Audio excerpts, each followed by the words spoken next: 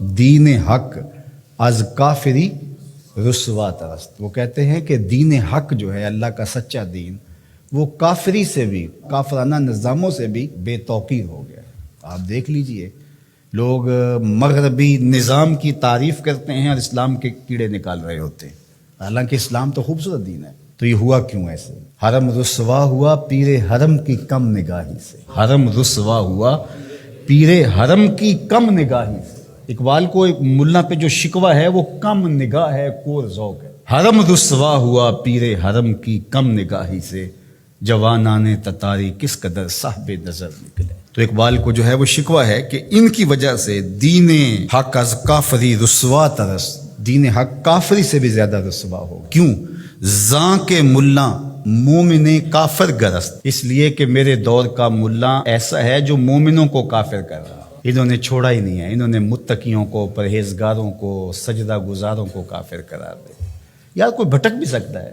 وہ ہم پرسوں ہی کہیں جا رہے تھے تو ہم راستہ بھول گئے، تو وہ لوکیشن ڈالی ہوئی تھی، تو وہ گوگل نے پہلے چیخ کے 1-2 دفعہ کہا کہ ادھر مڑے ادھر مڑے ادھر مڑے، لیکن وہ تیزی سے گاڑی آگے گزر گئی تو اس نے ہم سے لڑنا نہیں شروع کر دیا. تھوڑا آگے جا کے اس نے کہا کہ اتنے میٹر آگے جائیں، آگے سے بھی ایک یو ٹرن ہے، وہاں سے آ جائیں. یار یہ بھی ہمیں یو ٹرن دے. مولوی یو ٹرن نہیں دیتا، وہ یو ٹرن نہیں دیتا. ملا کہتے ہیں نہیں، اب تم یہاں سے گزر گئے ہو، اب کوئی واپسی کا راستہ نہیں، نہ یو ٹرن ہے نہ کچھ بھی ہے. اب تمہیں یہیں قتل کر دیں گے، یہیں مار دیں گے، تمہیں چھوڑیں گے نہیں، تمہیں دار اسلام سے خارج کریں گے.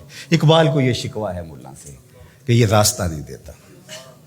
اللہ بھی راستہ دیتا ہے، وہ تواب ہے نا، وہ راستے دیتا ہے. لیکن اقبال کہتے ہیں کہ یہ راستہ نہیں دیتا. اس کی خرابیاں کیا ہیں؟ کم نگاہ ہو، کور ذوق ہو، ہرزہ گر. کم نگاہ ہے، اس کی نظر کمزور ہے، یہ بہت دور دیکھتا ہی نہیں ہے. یہ کنویں کے مینڈک کی طرح، اس کو باہر کی دنیا کا پتہ ہی نہیں ہے. کم نگاہ ہے، اس کا پہلا عیب یہ ہے.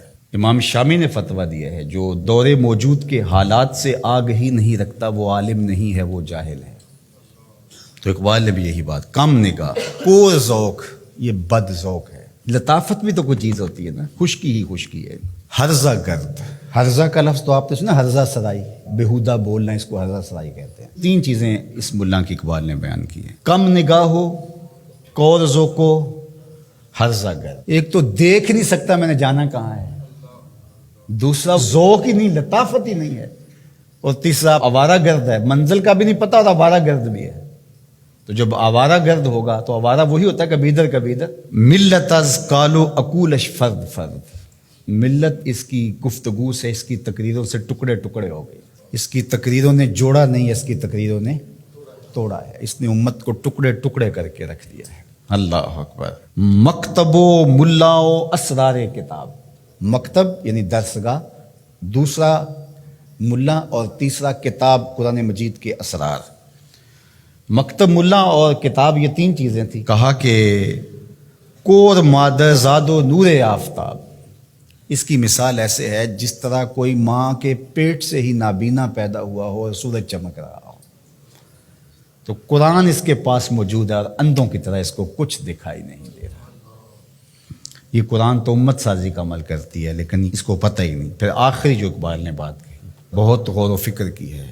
دین کافر فکر و تدبیر جہاد. کافر کا دین کیا ہے؟ فکر و تدبیر جہاد. کافر کا جہاد تو نہیں ہوگا، جد و جہد مراد ہے. جد و جہد کی فکر ہے اور اس کی تدبیر ہے، کیسے کرنا ہے. ان اقوام کو ان کا جو بھی ایجنڈا ہے اس کی تکمیل کیسے کرنی ہے، اور وہ اس پر مستعد ہیں، محنت کر رہے ہیں اور اپنے ہدف پر ہیں، اور ہدف کو حاصل کرنے کے لیے سر توڑ کوششیں کر رہے ہیں اور محنت کر رہے ہیں اور زندگیاں لگا رہے ہیں.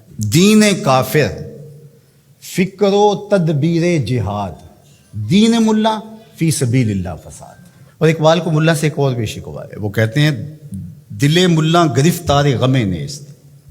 مجھے مولوی سے شکوہ کیا ہے، اس ملا سے شکوہ کیا ہے؟ دل ملا، ملا کا جو دل ہے، گرفتار غم نیست. اس کے پاس دل تو ہے لیکن درد دل نہیں ہے.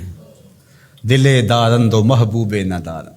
دل تو رکھتا ہے، محبوب نہیں رکھتا. اس کا دل ہے لیکن لٹا ہوا نہیں ہے. اللہ اکبر. کہتے ہیں مجھے شکوہ ہے دل ملا گرفتار غم نیست. اس کا دل کسی غم کا گرفتار. اللہ اکبر. خدا تجھے کسی طوفان سے آشنا کر دے. کہ تیرے بحر کی موجوں میں اضطراب نہیں فرار تجھ کو کتاب سے ممکن، ہر وقت کتابی کیڑا بن گئے، نہیں فرار تجھ کو کتاب سے ممکن، تو کتاب خاں تو ہے صاحب کتاب نہیں۔ تو فرماتے ہیں دل ملا گرفتار غم نیست، اس کا دل گرفتار غم نہیں ہے، نگاہ ہست در چشمش نمے نیست، اس کی آنکھوں میں نور تو ہے نمی نہیں، اس کی آنکھوں میں نور تو ہے نمی نہیں، اگر نمی ہوتی پھر کیا کمی ہوتی، لیکن نمی ہی نہیں اس کی آنکھوں میں۔ اللہ اکبر۔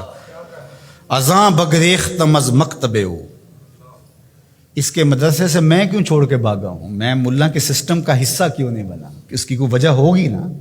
اقبال کہتے ہیں کہ ازاں بگریختم از مکتبے ہو، اس کے مکتب سے میں اس لیے بھاگا ہوں کہ در ریگ حجازش زمزم نیست، کہ اس مٹی سے اس ریت سے زمزم نہیں پھوٹ رہا، تو یہاں پیاسا مر جاؤں گا ساری زندگی، دھکے کھا کے فائدہ کیا، میں اس صحرا میں جاؤں نا، اس حجاز میں جاؤں جہاں زمزم پھوٹ رہا ہے۔